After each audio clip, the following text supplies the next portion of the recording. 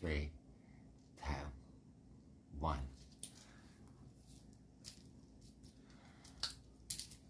Hey guys, James Axel here, coming to you semi-live from a pile of stuff. I have heard from so many people after I have expressed my feelings online and shared some of the life things that I've been going through, to share my full story. The story of what got me here. The story of self-discovery. It's kind of amazing. I'm a bad writer. Otherwise, I'd write a book. It just takes me so long, and it's so blah, blah, blah, boring. And not that writing is boring. For me, though, it's just like, I'm a person who likes to tell the story. So I'm going to, regardless of what anybody else thinks, regardless of what other people might view this as. Some people will think of it maybe as hooey-fooey or hocus-pocus. Who knows? And that's okay. I don't need to be accepted by everyone because I'm not looking for that. I'm just sharing my story and the things that I know. How I know them, I have no clue. How I came about getting to know them, that's the story. And it's magical. It's exciting. It was a once-in-a-lifetime opportunity. And I lived it. And I want to share my story. I'm just curious if anybody else would be interested in hearing it. In all honesty, I'm not trying to be rude by saying this. I don't care if you're interested in hearing it. I'm just curious if there are people out there that would. I know I would, especially during this time that we're living in, during COVID-19, where so many people I know have felt so alone, scared, felt just abandoned. I know I did. And I didn't feel abandoned by anyone in general. I felt abandoned.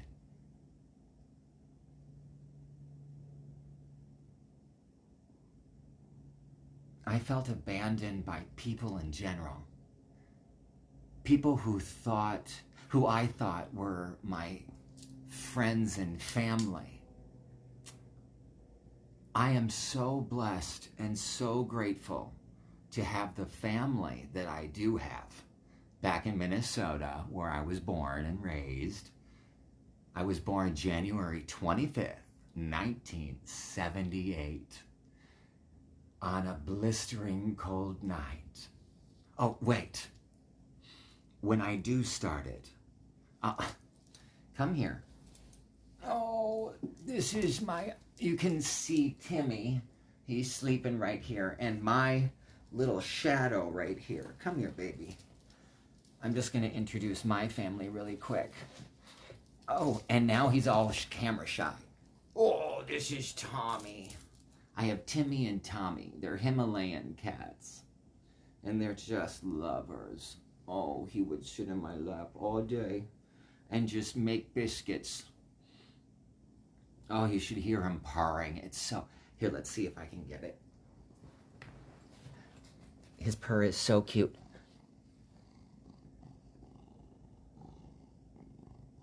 Can you hear it? Can you hear it?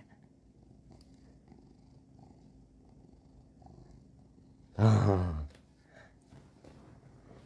That's Tommy's purr. He's my babe. They're my babies. They're twins. I rescued them years ago. So this is kind of like a preface, I guess, if it were to be a book. This is a visual book. How about an improv visual book? A preface about the author, James Axel. I was born James Peter Williams. My social security number is... I'm just kidding. It wouldn't matter right now. If you had it, it would get you nowhere. You'd probably get further with, I don't know.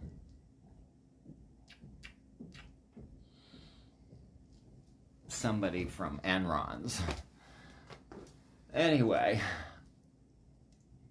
how about I start it like this? Preface by James Williams Axel. My family came over through Ellis Island. Their names are in the... They didn't come through. You know, they took a ship, a boat, if you will, and they came through.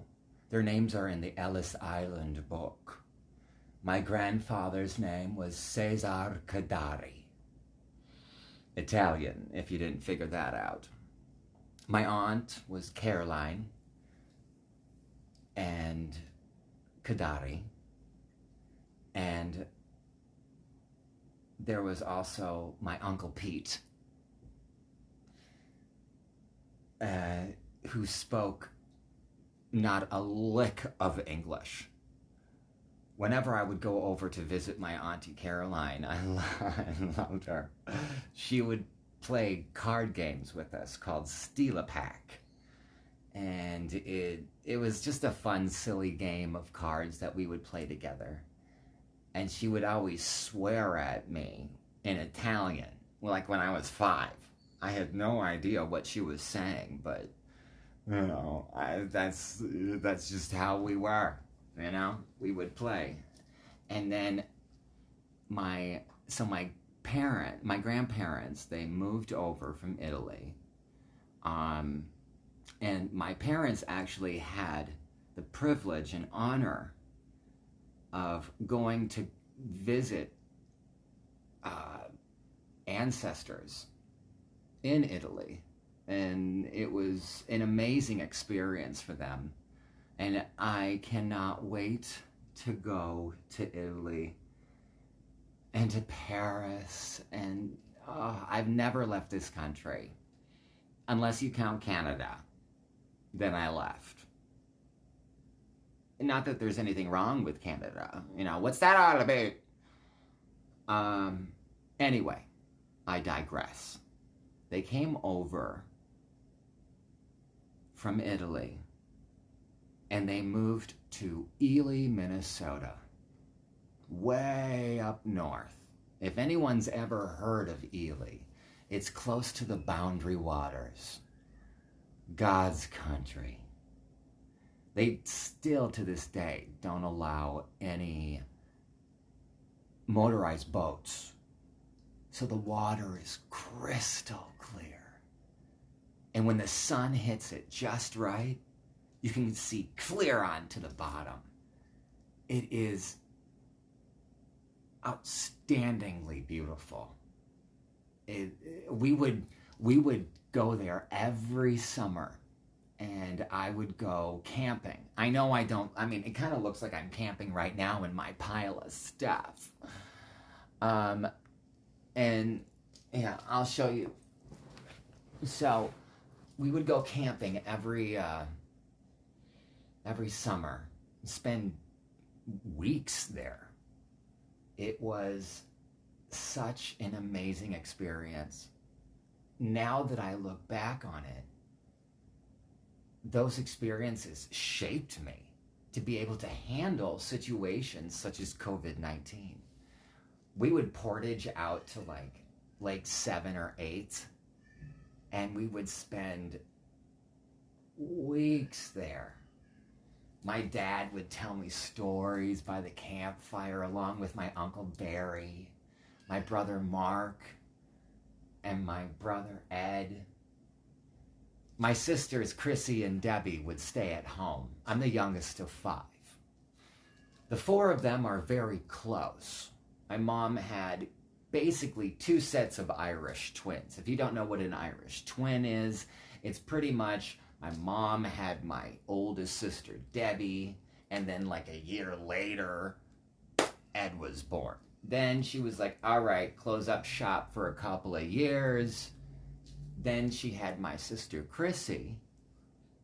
And then basically a year after that, boom, my brother Mark. And then was like, okay, gotta be done for a while. And then she waited 5 years, 4.5, 5 years.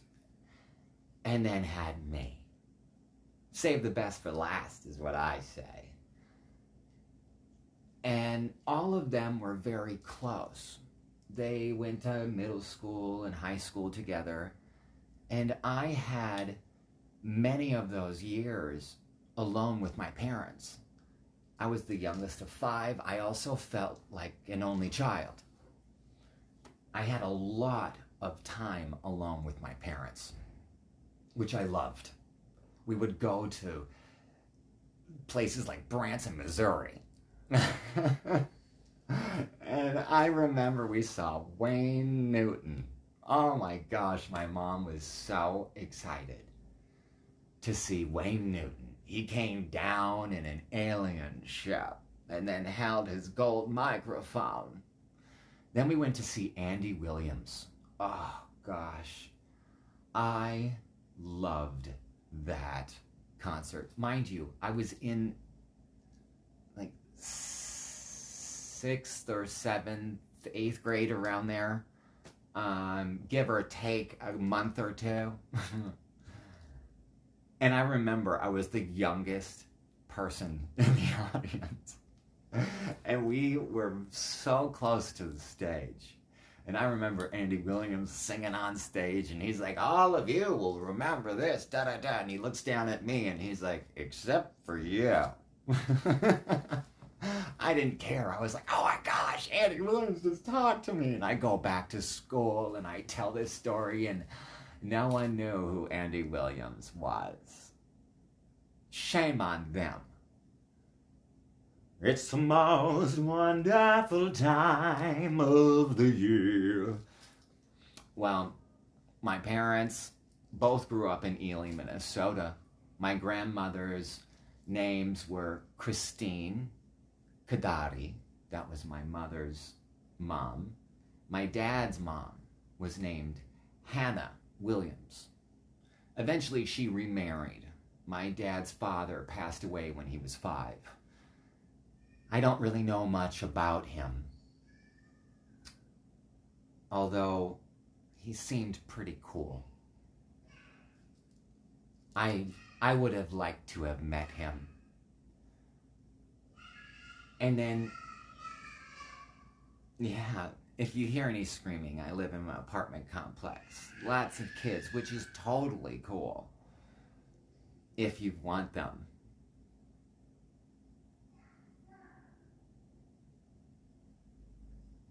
And I had such an amazing upbringing with my grandparents. And then there's my Uncle Dennis. He's a character. He reminds me of one of the Three Stooges. He and I would watch that all the time. And that's what we bonded over, along with Steve Urkel. I also, on my dad's side, had Uncle Barry and Uncle Ron. Those were his brothers. And that's where I'll go, that I'll stop with the, because then we get into the, the brothers and sisters and da-da-da and, all this stuff. So, I just want to make sure it's still recording, because if it's not, I'd be so upset. So my parents both grew up in Ely, Minnesota. And they were high school sweethearts. Their first date was on Valentine's Day. And they just celebrated, like, well, they will be celebrating their, I want to say fifth, their 54th wedding anniversary coming up. They have been a true example to all of us kids that even during hard, difficult times, because there were plenty, that you stick through and you stand by. And they are amazing role models for anybody.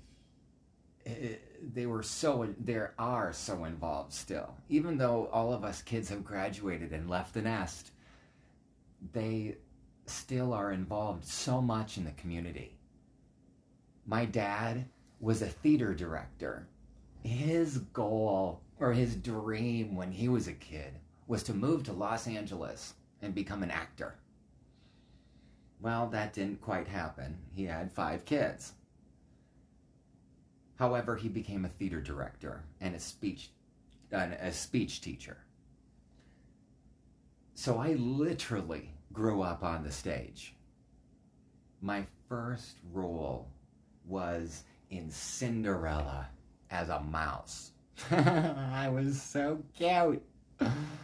And he put me in a play when I was in 3rd grade. And it was the most amazing experience ever. I got bit by the bug, if you will. And I immediately kept on going to my dad's classes of improvisation, pantomiming, and ad-libbing, which is kind of like improvisation, but you have to know how to be able to come up with things at the drop of a hat and keep it going and not make it sound closed-ended, which is a very difficult thing to do.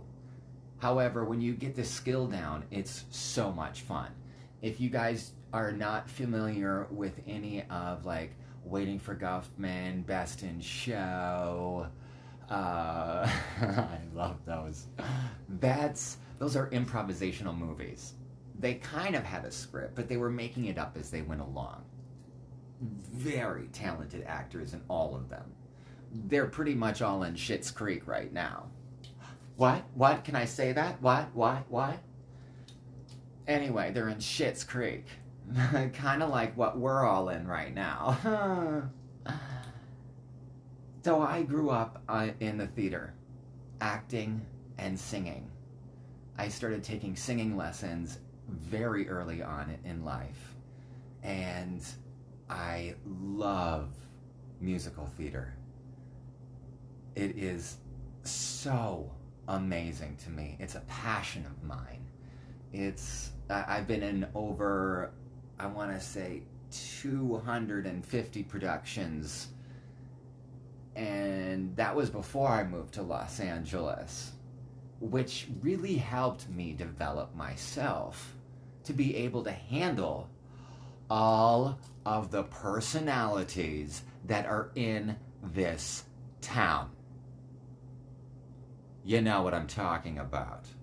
You know what I'm talking about. Hoy. One of my acting role models that I have looked up to for years is Johnny Depp.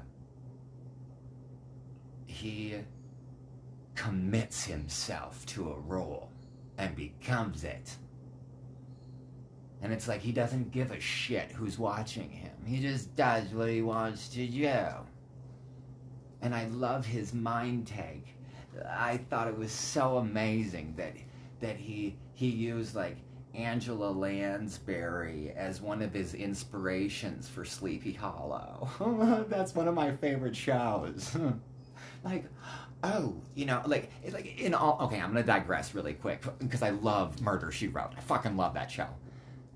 Now, if you were a person who loved Jessica Fletcher, and you were like an avid reader of her mystery novels, and let's say she was a real person, and she heads to town, I would get the fuck out of there, because you know that someone's gonna die. If Jessica Fletcher shows up, death follows. But God bless Angela Lansbury for that, along with Bed Knobs and Broomsticks. Love that movie. So yeah, I grew up in Waseca, Minnesota. My dad got his education in Duluth. After a while, he moved on down to Waseca, where he became the voice of the town. His voice is, I could listen to him read the phone book. He has one of those voices that is just, it can be so intimidating, yet it can be the most beautiful thing you've ever heard in your life. He just knows how to read. And I'm getting a little overclumped here. Sorry. It's all emotional to me. And I don't mind sharing my emotions. I'm not going to hide or cover up.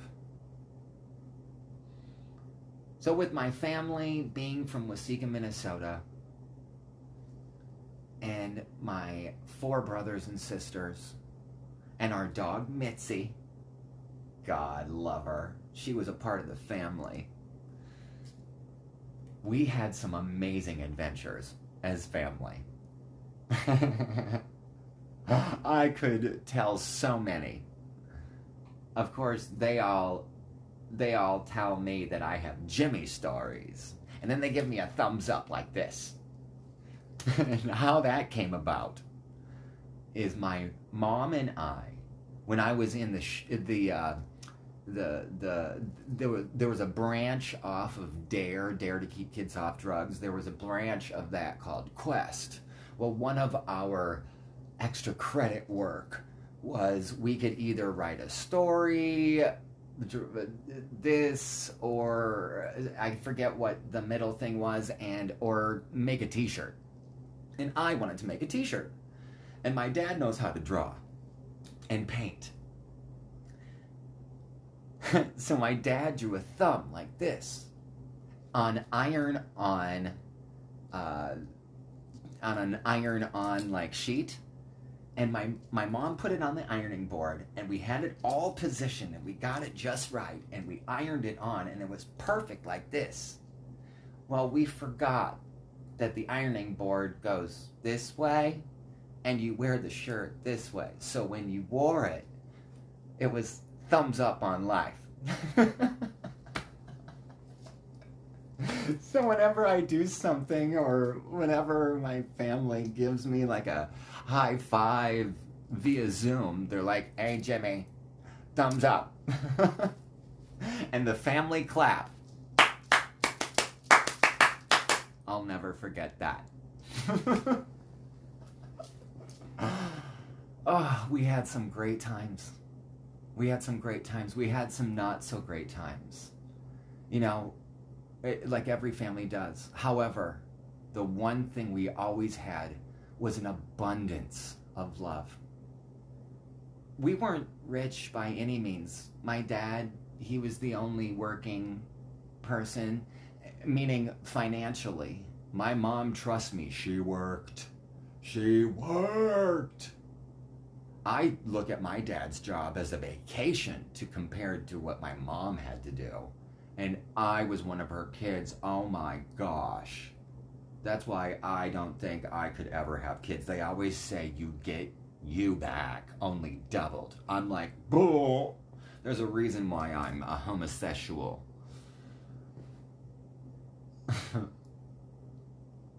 So we didn't have a lot of money, but we were rich. However, we were rich in love.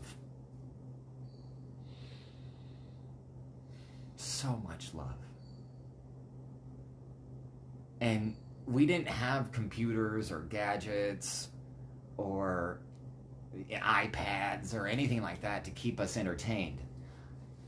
And my parents had their hands full with me.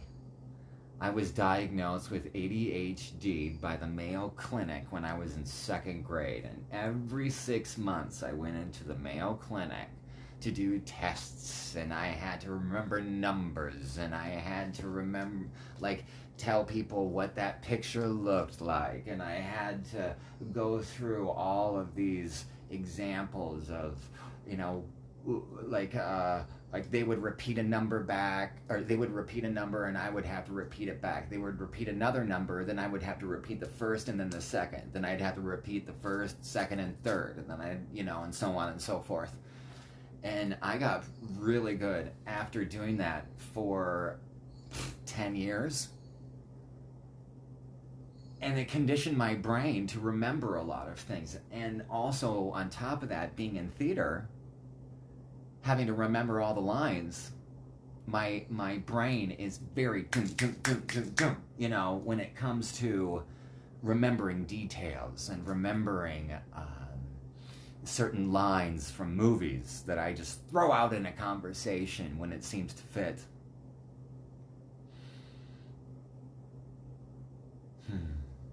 However, let me move on. So I was the youngest of 5, and we were so a family. And we had to come up with different games to play on our road trip to Ely, Minnesota, pretty much almost every other month. And one of the things that my dad did for me was he audio recorded movies. So on the trip, I wouldn't be able to see them. I would hear them. And I had to visualize what the movie was like.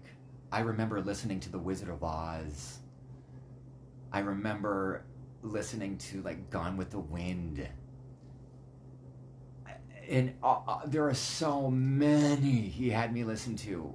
However, I kept on listening to The Wizard of Oz over and over and over again. And I could hear the difference between what it sounded like to be scared or what it sounded like to be angry.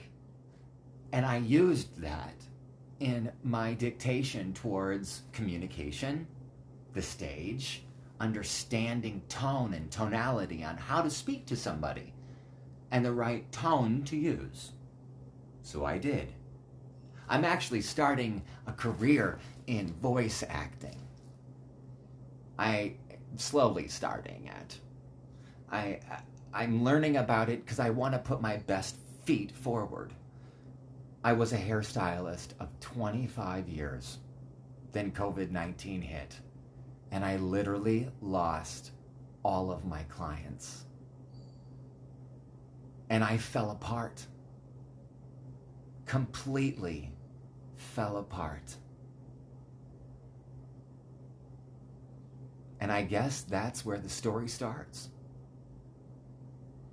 So, the next time I see you, I will start this out the old traditional way of once upon a time, in a world not too far from our own, there lived a boy named Jimmy Williams. And that's my preface. There's so much more that I could include, but the rest is what gets exciting. So until next time, I hope you enjoy. Let me know your thoughts. And stay safe and wear your damn masks. Because I have a feeling this COVID-19 thing ain't done yet. It ain't over till the fat lady sings. And obviously it won't be me, since I'm, thin as in. I've always been small. I'm not bad, I was just created this way. All right, until next time, when we continue the true life story of the mystical, magical, James Axel.